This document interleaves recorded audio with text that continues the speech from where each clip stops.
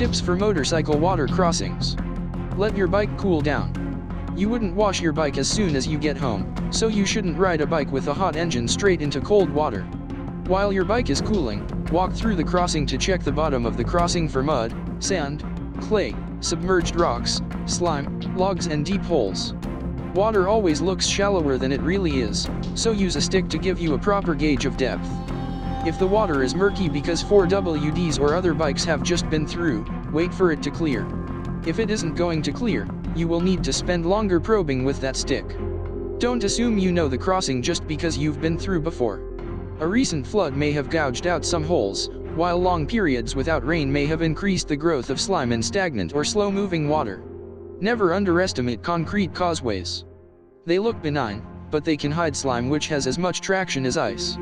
I should know, despite crossing heaps of craggy creeks, my only 2 failures have both been on concrete causeways because of slime. 1 second you are up, then next you are down. If it's flooded, forget it.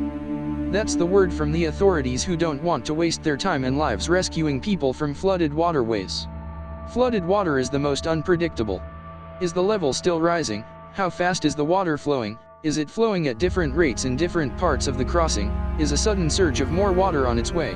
What objects have been washed down and are now submerged underneath, such as barbed wire? There are too many unknowns.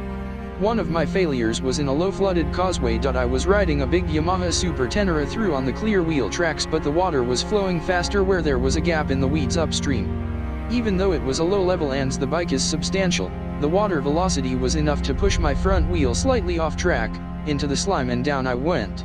If you have to cross, but are still unsure, get off and walk it through. Have at least one other mate help you. The best method is to stand on the left with your mate on the right, engage first gear and work the clutch slowly. Never cross water on your own. If something goes wrong, you may be stuck.